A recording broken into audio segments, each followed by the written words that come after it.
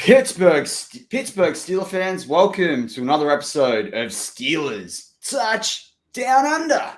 I'm Matty Peverill, joined as always by my co-host Marky Davison. How you going, mate? Mate, I'm very well. I'm very well on this Sunday morning, American Saturday. Do you know why I'm very well, Matty? Because the breaking news that we've woken up to, that's obviously been hitting for many hours, I guess now in the US. Maybe it's only a couple of hours, but Tom Brady retiring. It's all over. It's all over, Matty. Finally. 22 years. He's done. He's walking away from the game. This is the first time I've never seen Tom Brady be a part of a team. And that's crazy. I got to tell you, we came in here, and so J Devils joined the live chat, George Test and Brian Brown. Now, guys, as well, we really got to stick to our hour today, so we'll have lots of time for questions in the live chat throughout the show, but definitely toward the end of the show. But we came in here wanting to talk about the legacy of Big Ben, finding the next gunslinger. Yeah. Do the Steelers even need a gunslinger? And then you have Tom Brady retire. So this is probably going to be very quarterback driven. Mark and I wanted to talk about Kevin Colbert, whether we get there, we'll see. But yeah, 22 years, and you sit there and it's like that end of an era that we've been talking about for several weeks across BTSC, across a lot of other shows. But Mark, as we've talked about so much in the last couple of weeks, the Madden era for us, the 2002 and 2004, it really is coming to a close. And these old school quarterbacks, that for us that are old school, it's a real, winds have changed. Winds have changed. To be fair, Tom Brady should have retired 5 years ago, and he's just being heard. Look, this is what I find funny. I was looking through the Facebook land with all the comments, and Tom Brady with the Patriots has always been in our way. So many times with the AFC championship games or playoffs, or he just seems to beat us, or, we just couldn't get past. We could get past other teams. We had a pretty good playoff record, and we started doing things in the playoffs with the Steelers with Big Ben. However, when we got to see Brady, if it was in, it could have been the wild card divisional or even the AFC, he defeated us, and we couldn't get past him. In our first loss, or was in 2016 playoffs, which was one of the four which we've now lost 4 in a row. Tom Brady has always been in our way. And now the funny thing is, Big Ben retires, and we will be talking about Big Ben a little bit, the official retirement. And then next minute, it's not cool enough. Tom Brady needs to crash the party, and it's my retirement party too. So if they go to the Hall of Fame in 2027, if they're first ballot, I hope they do not go together, because then you're just overlooking Big Ben, and they probably will go together. Well, and this is the first question I was going to ask you. John McElmore's brought up in the live chat. It's the same thing. 100%. I was thinking about it, though, when I heard the news that Brady retired this morning. I had just gotten up. I want to ask you a question here, right? And we've got to take the black and gold goggles off. And some people are going to go, are you for real? But I'll give you my opinion on it. But Mark, who is actually a better quarterback, Big Ben or Tom Brady? Well, I have to say it's Tom Brady, I think. Because he has he has 7 Super Bowls out of 9. You can't. Put the Super Bowls aside, though. Actually, sorry. Let finish.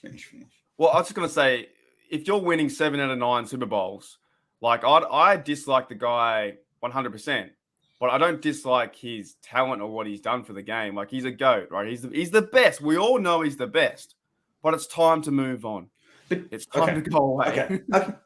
No, 100%. But even if you put aside the cheating side of things, which Brian Brown's brought up in the live chat, I'm not disputing that he's the greatest probably NFL player that's ever lived. You can't argue with the Super Bowls. But Brady has 4 more years in the league than Ben. Brady has actually less yards per attempt. He has less completion percentage. He played in 4 more years than Ben. He probably wasn't going to Ben couldn't accord him on pass yards. It was just not the way that's been set up. But if I'm playing a game for my life, I'm picking Big Ben every time, right? And I'm sorry, but we're talking about football, 53 players on the field. It's not like even like a basketball or hockey where there's fewer guys on the field. You need so much to go right to get to a Super Bowl. And I think Brady has played part of better teams. Now, I think he's done some incredible – he's changed some games, right? I'm not even in dispute that he's the greatest NFL player of all time. He has that – for him to play this long, with the body that, he's got compared to what Big Ben came into the league with as well. Brady took unders a lot of the time. He took less money to keep a team together. I thought that was really smart. If Ben had done that more, maybe Ben's in more Super Bowls. But I don't know. I think they're a lot closer. And I think from a pure quarterback perspective, if you put them behind the exact same team, I'm sure Ben maybe wouldn't have won as many Super Bowls, but I'm sure he would have been in as many Super Bowls. That's all I'm saying. I don't think that's the gap. argument. I don't think the gap is a mile apart. That's all I'm going to say. No, that's the argument of and why Brady's always been in our way from being playing with the Patriots and us being a Steeler. So many times that we could have had maybe more chances in the NFL, but you got to quote the great Ric Flair: to be the best, you got to beat the best, and he is the best. And look, I think Big Ben is a great quarterback, done so many things for us, and he stayed with his team for 18 years. So that's what he has that over Brady. Brady had to leave the Patriots and he went on to another team to win a Super Bowl and have another chance. Big Ben stayed with his team. He was true to his colors the whole way through. And that's what I think he can have. And he's a brilliant quarterback. These quarterbacks are both brilliant. However, in the overall idea of the NFL, when you and I are 70 years old or whichever, and we're looking back at our generation, Brady's the best. He has to be, because you also had to have, Peyton Manning was in that situation as well. And you could also say who was the better quarterback between Brady and Peyton Manning. Now, I would even push to a certain extent that maybe Manning, and I understand your question, maybe Manning was the better quarterback, but then Brady had the better teams around him. And that's what I'm saying. Yeah. And look, I listened to a really good podcast in the last couple of days with Jordan Palmer, who basically works, obviously, ex-NFL quarterback. Some people might remember, some people might not. But he's worked with a lot of quarterbacks. He helped Josh Allen through the process. He's working with guys like in this draft, like Desmond Ridder and Carson Strong and what have you. And he was talking about Brady, and he sort of said, Brady has not beat anyone out on talent since college. And in college, he didn't really beat, I forget, Drew, whatever his name was that he was with in Michigan. He didn't really even beat him out on talent. But Brady has outbehaved everyone for 20 plus years. And by outbehaved, he's looked after his body in a way that no one else has done. The prep work that goes into it. I find it hard when you outbehaved, with some of the cheating stuff that the Patriots did, but that's not all on Brady. But the point is that Brady, I think as I say, I think you can separate being the greatest quarterback ever from being the greatest player ever, because what he has done with some of the teams and some of the players that he was given was absolutely incredible. And so all credit to him on a fantastic career. It's just in the topic of our show with Gunslingers. If I'm playing a game for my life and they all have the same team and they both get access to the same players in the same positions, I'm picking Big Ben in his prime. I just am. Yeah, and that's the thing, though, isn't it? Because, it all comes down to, with Tom Brady too, the Patriot way, and you had Randy Moss, you had, Wes Welker, and you had, who's the other bloke who's still there? Gronk, he'll probably retire too. Gronk's going to retire. So he had all those weapons, and I think even with the Patriot way, how they do things over there in New England, they play a stout defense. They have a really good coach team. They can't have any fun, So these kind of things come into it too. They're so organized and But do you think we're similar? We talked Claypool with the music. Yeah, and you know, I've never heard it as much as I have in any other season. I kept hearing the steal away this year. You think they're much different? I still think we're missing something. I know we keep talking about this, Yeah. and I don't know what it is, but for me, we are missing like a true identity to be a Pittsburgh Steeler organization again. You know, you can't have Claypool, you know, mucking around and doing the first down point in those scenarios. You just can't do that. I don't know what we're missing, and it's going into the fact now we've lost 4 playoff games in a row, and we're getting beaten like that. And we're going to talk about the new quarterback into the future. But I guess we're back to Brady. The reason that he was successful is, yes, a lot of check down Charlies, like a lot of passes down for 10 yards, and they run and get a first down. But he understood the game overall. But you're right there. Like, and you've hit it nail on the head, because the check down Charlies work. That was the difference this season, and we do have a super chat, which we're going to come to. But that was the difference this season with Mac Jones and all the other rookie quarterbacks. Is Mac Jones figured out, they worked with him, obviously. It's not just him on his own. But they figured out they got him into the process of understanding, but 6 to 8 weeks into the season, that he had to take checkdowns. It's the same thing. Mahomes wasn't taking checkdowns 3 weeks in, even to 6 weeks in, and the Chiefs weren't doing very well. So you got to take what's in front of you sometimes. And so, this is the thing that I think the Patriots have been really good at, is efficient football. The other thing the Patriots did and this is why I say Brady might be the greatest NFL player, but is the best quarterback, that's ever played. The Patriots played complementary football. How many times this season and even last season have I harped on about complementary football? But the Patriots, their special teams are always good. Their return game's always good. Their defense is always good. And it puts Brady in a position to win. So when I think about the Patriot way, and I think about Bill Belichick, and I think about what they've done with some of their draft picks, because at the top of the draft, he's terrible. At the bottom of the draft, they're great. They're trading for more picks lower in the draft to get more players in and what have you, and get players that other people don't want. I think there are many things that teams can learn from that. And I think you've seen it with the Steelers now focusing on character, for example. Who are we bringing the organization that actually fits what we want to do? Same thing when you're talking about players. That's why I find it ridiculous. You've got a guy like Justin Lane who plays man and doesn't play his own. But putting that aside, I think you've absolutely hit it on the head there, is the way that they set Brady up to win. And I think the Steelers, with where we are right now, bringing it back to the Steelers, we need to think about this as we go through a new GM. Tomlin enters. For me, Michael O'Malley's brought up in the live chat, the problem is Tomlin. I want to see Tomlin 2.0 or 3.0, depending on how you want to look at it right now. Like, I think you can say without Ben, it's Tomlin 2.0, but you can probably say he changed once a lot of those players that were drafted in by Cowher and Colbert, like your Palomalus and what have you, left.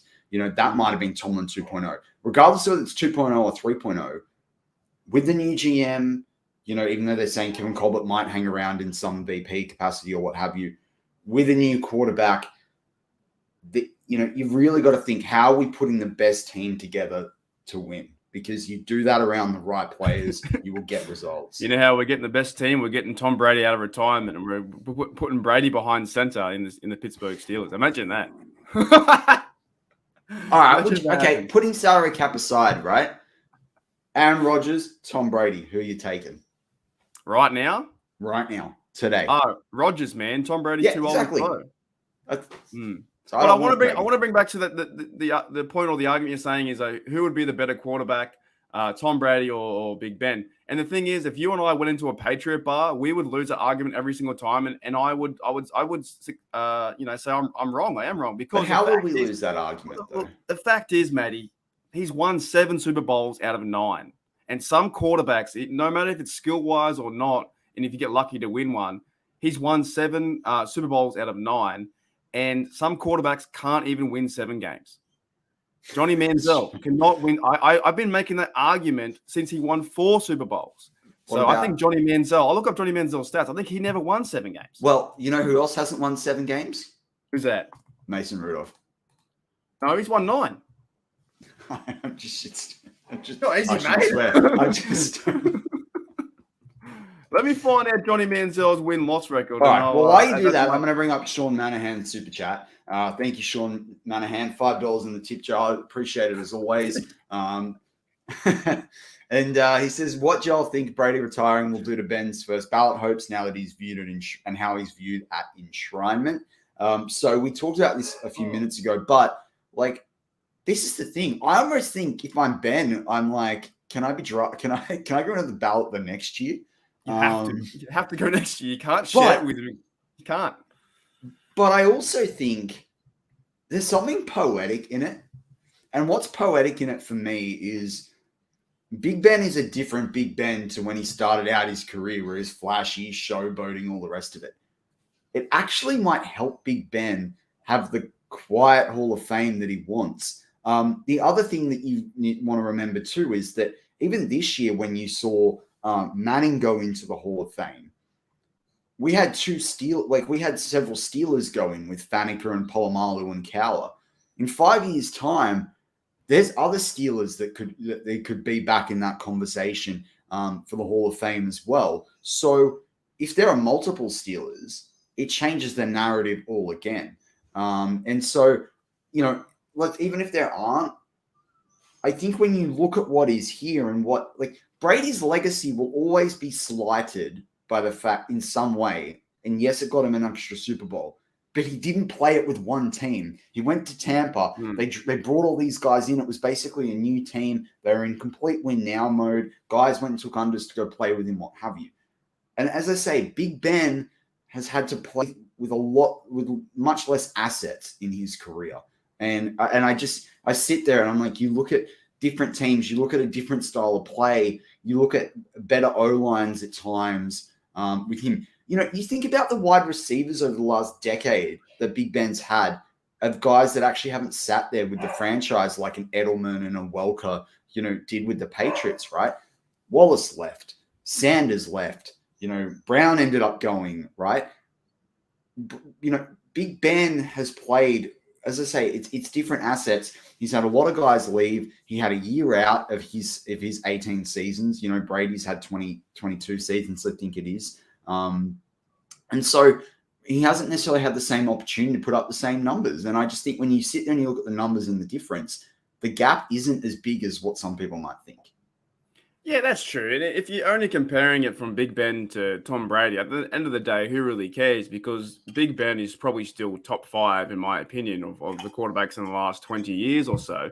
And his resume speaks for itself. 18 years as a Pittsburgh Steeler, countless playoff games, division wins. He beat Ohio like 100-0 or something. He has like a 70-something wins over in Ohio itself. I think he lost to the Browns 3 times. So these things are just trivial for what we're talking about. There's a little bit of fun about talking about who was better, Tom Brady or Ben. And it's very marginal.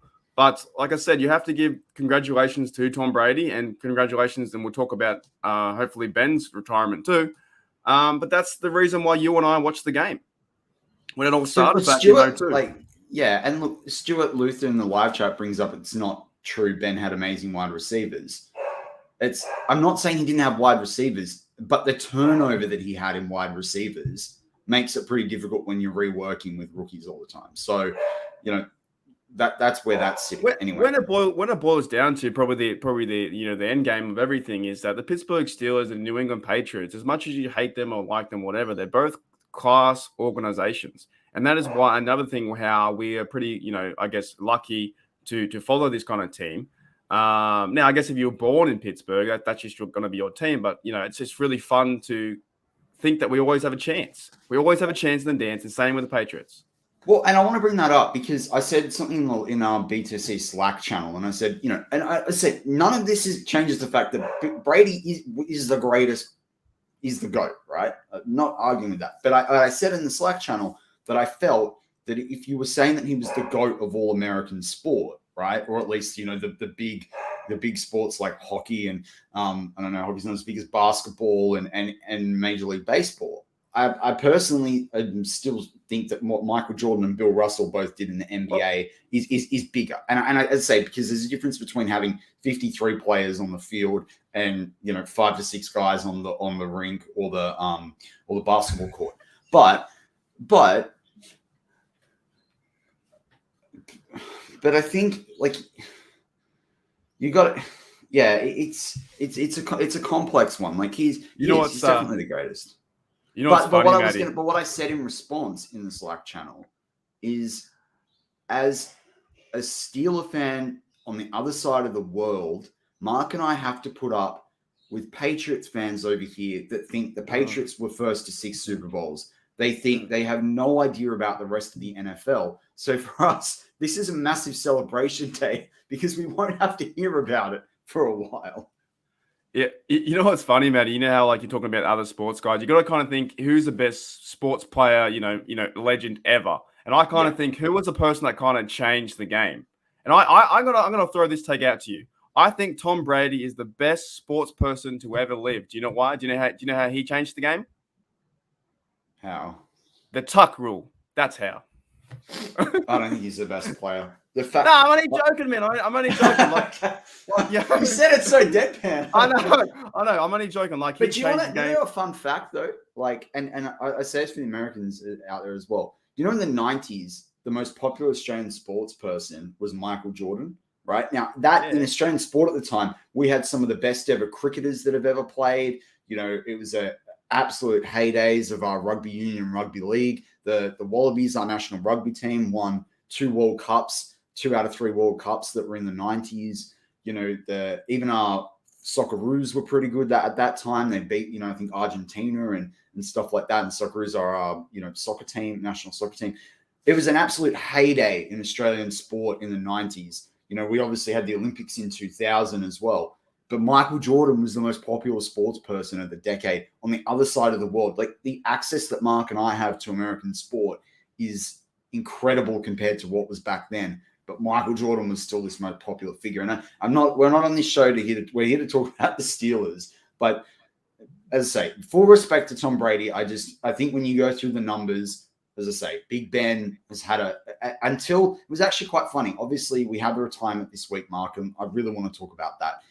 But hearing this morning and then doing a bit of comparison between the two, I think it's a lot closer than what a lot of people will sit there and say. That's all.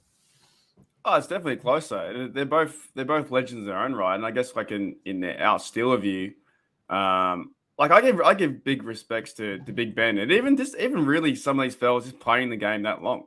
Like I talked to you about, I think it was last week, and we said like Big Ben's been running around town, and Matty goes away for a little bit, but Big Ben's been playing 18 years in the NFL, playing away games, doing the practice, playing all over the shop.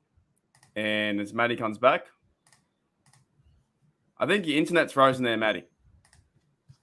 There we go. You back? Or am I frozen? Sorry, guys. We're having some difficulties with Matty's internet. Are you still there, Matty? Things unplugged. Pardon? You're still there, aren't you? Yeah, I'm back. All right. And that's how the show goes. Sorry about that, guys. What I was saying was with these athletes, they've been doing this 18, 22 years, and they haven't had a chance now to like really do family life. And I know that they've got millions of dollars and all that kind of stuff, and they're doing all these kind of things.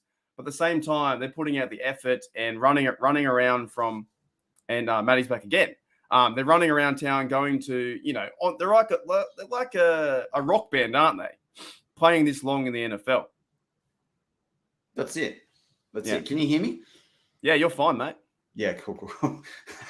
Yeah, it's I don't know what went on there, but everything sort of crashed. That's all right, mate. So we go. But yeah, that's right. I mean, they're people as well, right? And how many millions has Tom Brady made, right? How many millions has Ben's made? I think I looked it up the other day. It's like almost $265 million in his career, right? You're almost 40. You probably want to go enjoy it at that stage, right?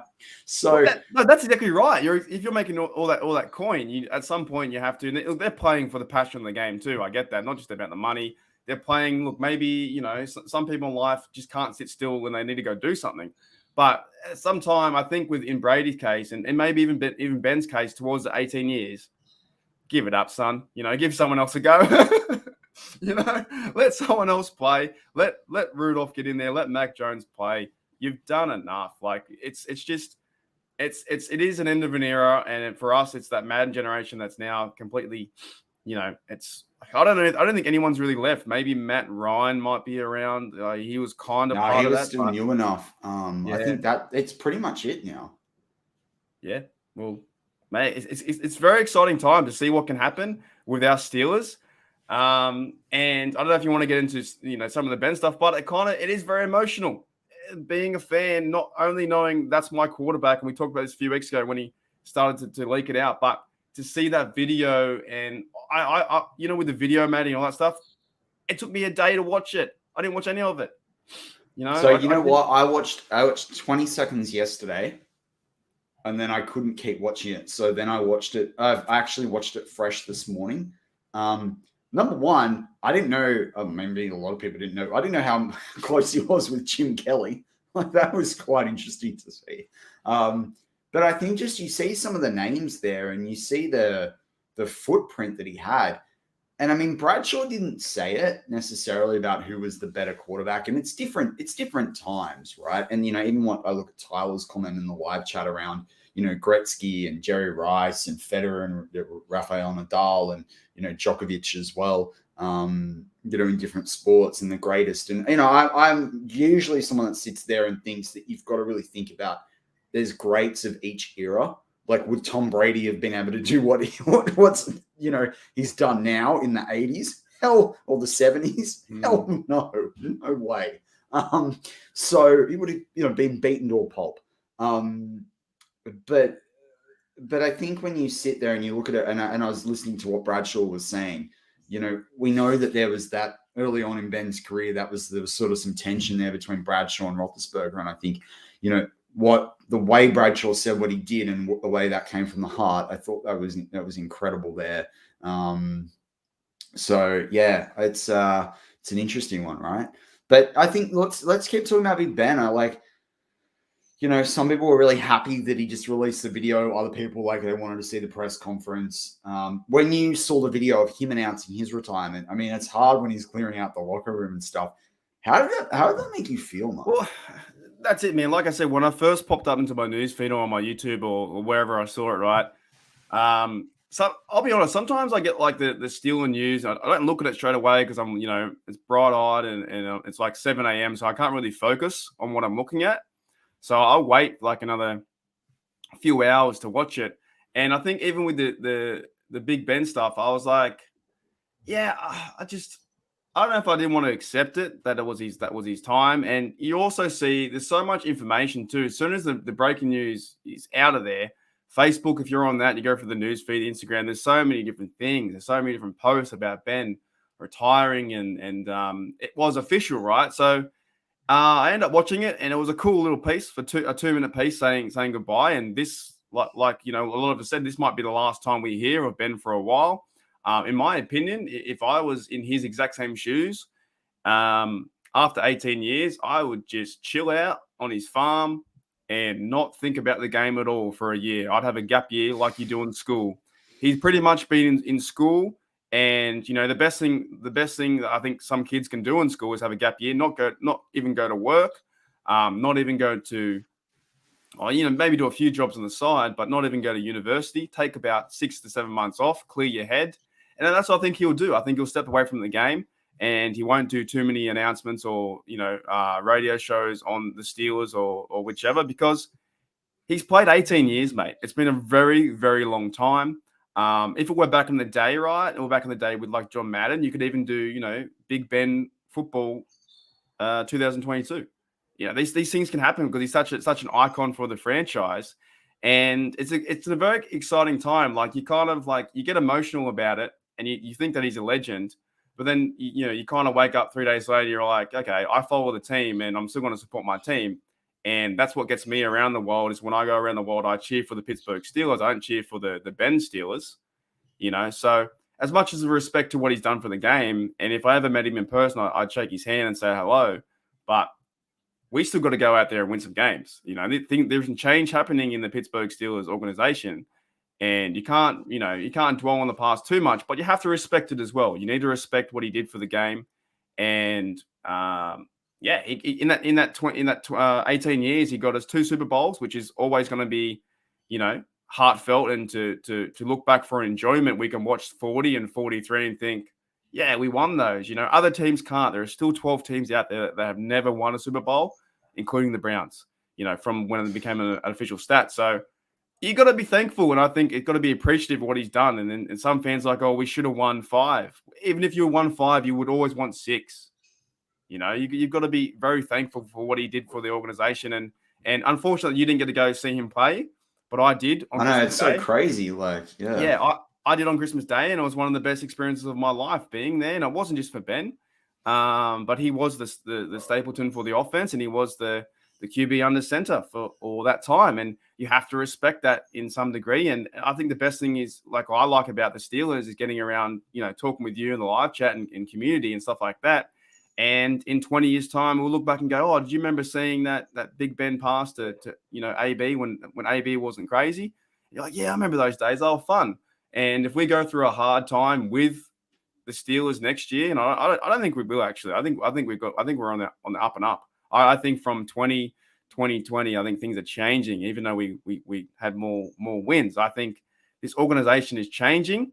But like you said with Mike Tomlin 2.0, this is a new start, a new refresher. Whoever the quarterback is, something is gonna, you know, I think something needs to change. But there is a bit of hope out there, and the Big Ben Band-Aid has now been lifted, and it's no longer his team. So we have a brand new face.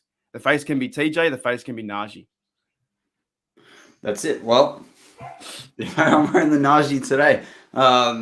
Look, and there's a bit of chat there's a bit of live chat for our audio listeners going on right now around, you know, it's going to be a massive wait until the next gunslinger, and we had to wait and all the rest of it. And I'm not disputing the history or anything like it. But I did come up on the preview as well. So, you know, Dave, Jeff, and Bad, or Brian Anthony Davis were talking about this on their previous show. Mark, do you think, and obviously the title of the show is How Do the Steelers, you know, will the Steelers basically get a new gunslinger? How should they go about it? You know, we played with a few different titles before we dropped it in there. Do you think that we're, you know, you said there we're probably still looking pretty good over the next couple of years. Do you think we're going to go through this phase of needing to wait 20 years to get the right guy, like even 10 years? Do you really think that? I want to get your thoughts on that. Well, if it's in case for next year, if a lot of fans think we're going to find the next franchise guy like Ben next year, I think that's an unbelievable take. I honestly don't think it's next year or maybe the year after. I think that we're at a good time.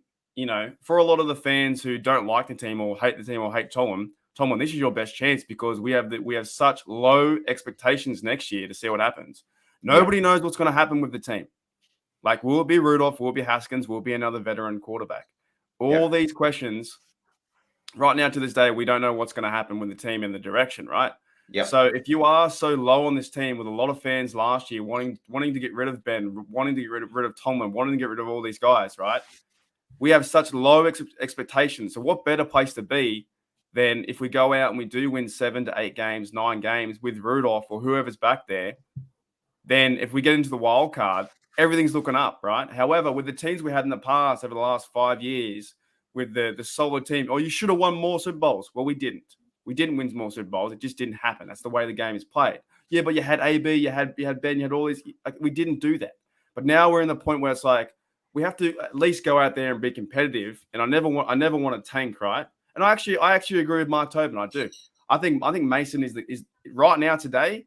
We are prepping him to be the guy to be starter, but we need competition to come in.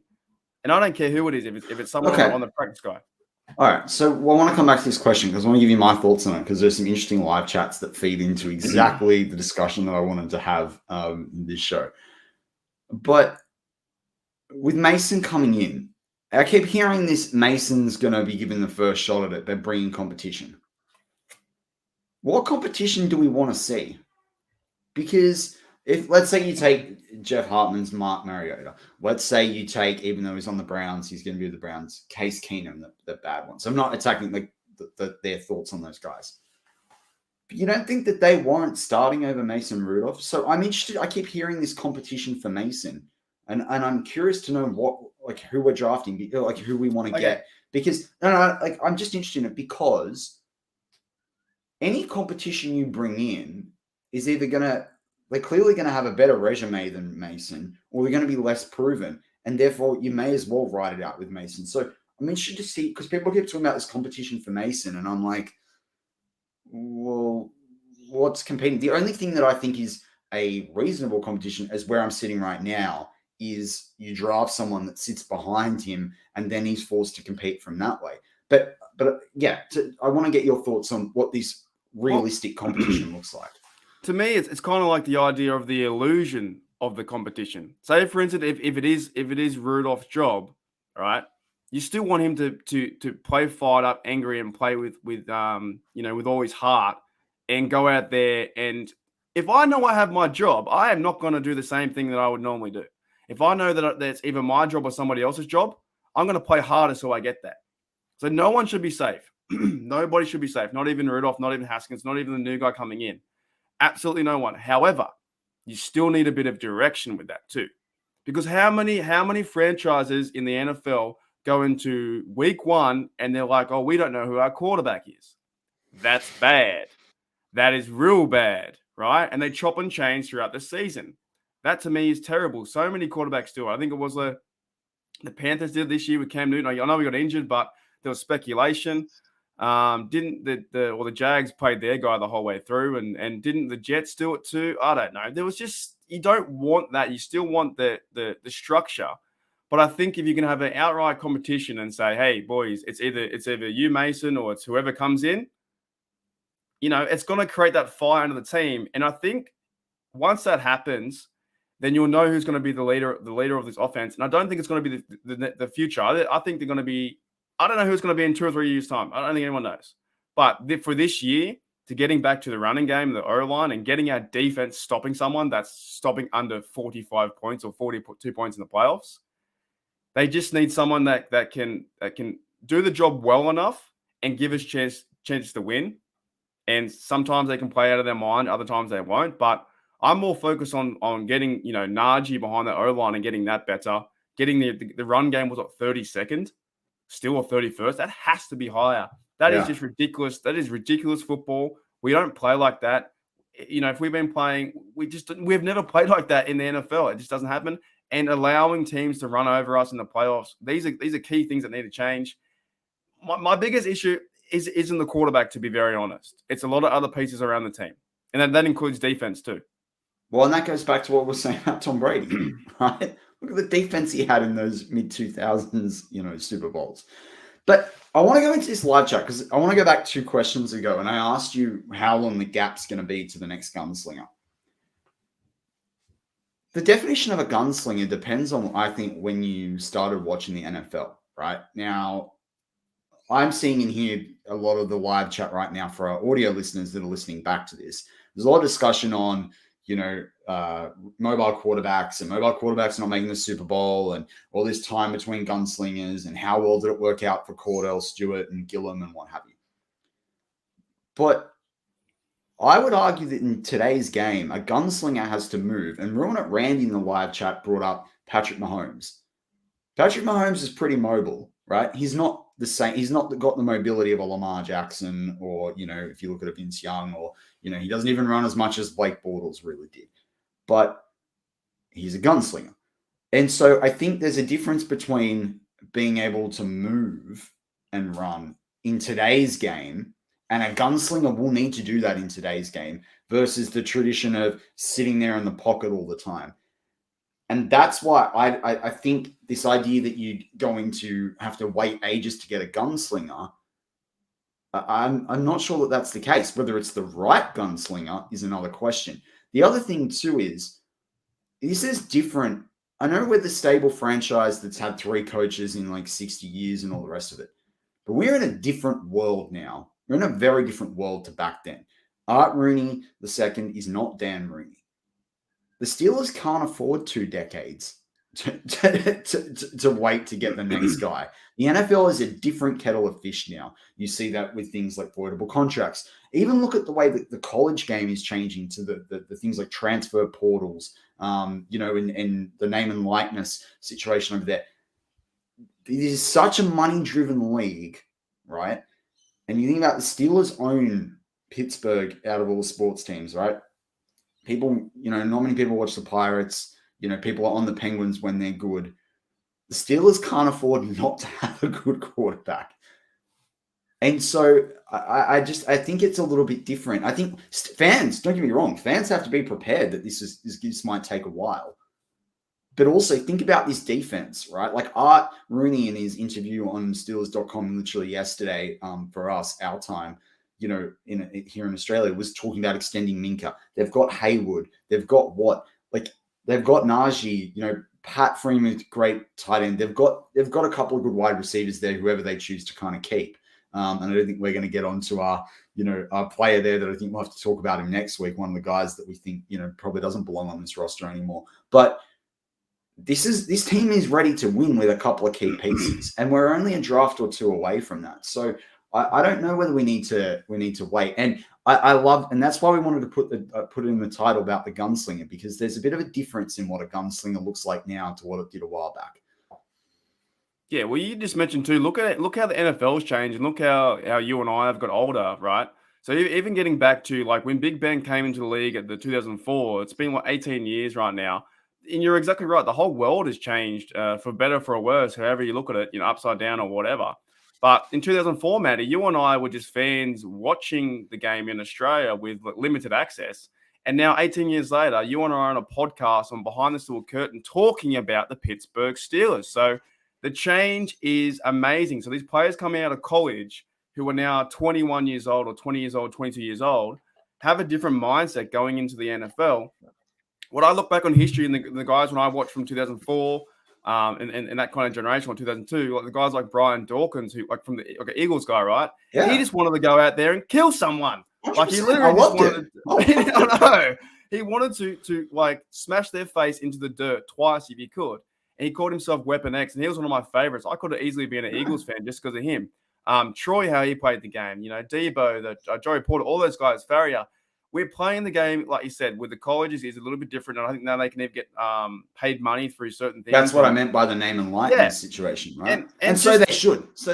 Well, that is true. That is very true. But even to the the speculation of if you get the number one draft pick, you get all the money, the fame. Like it's built up so differently to how it was back about 20 years ago, right? When it was just, I guess, when you got drafted, you're like, oh, hey, Ben, come to the Steelers, mate. Here's your team. But now there's so much behind it with the money and the fame changes everything. So it's going to be, for us cheering our Steelers on we cheer probably, I know I cheer the exact same way from 2004, but I need to change my mindset just a little bit different because these young players are just involved in this crazy world at the moment that it is all about, the ego boosting. And sometimes people forget about how to just play the game for what it is. But the game has turned into more than that, hasn't it? With all these big contracts and who's the best player. I wish it could come back to just being physical football, but it's not really like that in my opinion. But I think, and this is the thing, I think it is going to swing back. It's something that Daniel Jeremiah and Bucky Brooks have alluded to on some of their shows through the NFL Network this year about things come in swings and roundabouts. And you look at what Garoppolo is doing right now with the 49ers, for example. We've got Najee Harris behind zero O-line who had like 1,200. Yeah, but who had like 1,200 yards. I mean, you've got a really good tight end there in Pat Freemuth. You can back that up again in the next 2 years with some fairly, good, tight ends in different drafts and what have you. This Steelers team with the right O-line and a better defensive line and some better linebacker play. This goes back to what we're talking about with Tom Brady. They can put a really good team here for a quarterback. What the Steelers are going to have to decide is that a veteran quarterback? Is that Mason Rudolph? Or is that a draft pick? Now, that's nothing new. You've all been hearing that for weeks. I don't know if there's as much upside with Mason Rudolph, but that's who's on the roster right now. So you can't say it's going to be anyone else until someone else joins the roster. For me right now, I sit back and I say, when I thought about this title, I had to anticipate what's the question that we might be asked on who do you think that person is. I think you don't want to give up what the Packers will need to get Brady. I think you look at what the Broncos are doing. They're clearly setting up. Sorry, not Brady, Rodgers. The Packers is the Broncos are clearly setting up to try and get Rodgers with some of the moves they're making and have made over the last couple of years. I think there's two guys in this draft that would work really well. But regardless, is like. And Sean Manahan brings up a super chat for $5, which says, Najee had almost 1,700 total yards. He did. He had 74 receptions, in the passing game. He had 381 touches, no fumbles. I'm talking about the 1,200 rushing yards. That's what you rely upon. And so, this team with a couple more pieces is really set up. And it's not just O-line. Cornerback is absolutely key. And people might freak out about the draft. Fine. Get it in free agency. Defensive line. Like Tuitt, you listen to Art Rooney's comments, Tuitt probably ain't coming back, right? And people heard about Tuitt selling the house as well. So, and the linebacker needs to be shored up. There's some great linebackers in the first 2 rounds of this draft. I wouldn't be upset if they went and got one of them. Like if Devin Lloyd from Utah is sitting there at 20 and the top 3 tackles are gone, grab him. Like at least the defense is going to be good. Like, look at what Mason did with the 2019, and he had no time to get into a rhythm then between getting knocked out, hit with the helmet, duck coming in, all the rest of it. He wasn't prepared. They did not prepare him to play that year. He had no quarterback coach, what have you. But look what the defense did for Duck and Mason that year. Get the defense back to that level, and I agree, and we're still half a shot, right? And then next year, you make a move. But say, I think there's some quarterbacks you can draft, but there are a number of positions on this team. And let's go back to Tom Brady. He wasn't necessarily best athlete, from an athlete perspective, whether you're talking about the arm strength or mobility, whatever you want. But he got put in a position to win by having a great team around him. So I got a question for you, Matty. Do you this year in 2022, and we're going to have a lot of discussion in it, and I love all this stuff, right? This year in 2022, as a Steeler fan or for the Steelers, do you want the Steelers to be competitive, or do you want the Steelers to go out there and win a Super Bowl? Well, if they're winning a Super Bowl, they're being competitive. So what? No, but like there's a lot of the reason why I kind of put that question that way, right? So I think next year, I think they can only just be competitive. I don't think they'll win the Super Bowl next year, right? But you're bringing all these pieces in, and if you get a good quarterback, if it is Rodgers, if it is Mason, right? I think we have to lower our expectations of what we want. If Rodgers comes in, you have to be thinking of winning a Super Bowl. If Rodgers comes in, if we don't win the Super Bowl, every fan around the world will be beyond angry. Oh, I think no, but if you brought Rodgers in, and you made the AFC Championship game, then you go, cool. We're probably 1 year away with another really good draft, right? What I'm trying to say is, Matty, is with next year we have all these young pieces and a new team. I think sometimes in this area or the environment that we're in right now with the new team with Najee and Muth and these guys on the O-line, I think we just need to enjoy the ride to get there. I'm not saying like with Big Ben in the last few years, or we had chance to win Super Bowl, and if we didn't do that, we kind of let go of his season. And no, Big Ben's gone. So I really want to get behind Najee and see what he can do, because he was a fantastic player for the Steelers last year, and every single run was so fun to watch. I just think we have to enjoy the ride. If we can sneak a wild card next year and see what happens. But I do know a lot of fans always want Super Bowl or bust, or you're the worst team. And I think next year is more like the bridge year to see what can happen on this defense too, because we just need to get better. And if we're getting better, I think we can enjoy that. And if we can go out like this year, people tend to forget like the small little wins, right? We beat the Ravens twice. Yes, we lost to the Bengals twice, but we beat the Browns twice as well. And those little small little wins are sometimes little victories in a big thing that gets overshadowed, because if you don't get to the very end Super Bowl, then it feels like a wasted year. But you can't do that every single year. So you got to take those little victories, right? Even the Big Ben victory over the Browns was such a great victory. And I was like, yes, I'm so proud to be a Steelers fan. And it feels so good that we won that game. We had a chance to go into the playoffs. That's what I'm trying to get at. So next year, like my expectations are, 50-50. We'll see what happens, because it's going to be fun to root behind someone, root behind a quarterback, and see what can happen. Like, that's why we watch the game. I really am a bit over this narrative. I don't mean to go on a rant, but I'm a bit over the narrative. if you were meant to win the Super Bowl on paper every year, why would you watch it? You wouldn't. If you win 16 games, 17 games every year, why would I turn it on? I wouldn't turn it on because I already know that I won. There's no point. So we have the good team next year for the young blokes. We have TJ Watt next year to go off again. Will Cam step up again? Who's going to be, like you said, who's going to be the cornerback, the safety start playing again? Will this team rally around? And I think even with the defense, if they can let teams score under 20, I think that's a win. I think it's a win for the defense. And I think whoever is the quarterback who starts playing with Najee and developing his skills and getting more touchdowns, and if we can win games using Najee more, and the O-line gets better push in 100-yard games, I think that the franchise is going in the right direction to set ourselves up like the Chiefs are doing now. The Chiefs are being involved in four AFC championship games. So, and that's why, right? And so we want to open up this to the live chat for questions. We've got 8 minutes left. We have to stop at the hour mark. So if you've got any questions, shoot them through.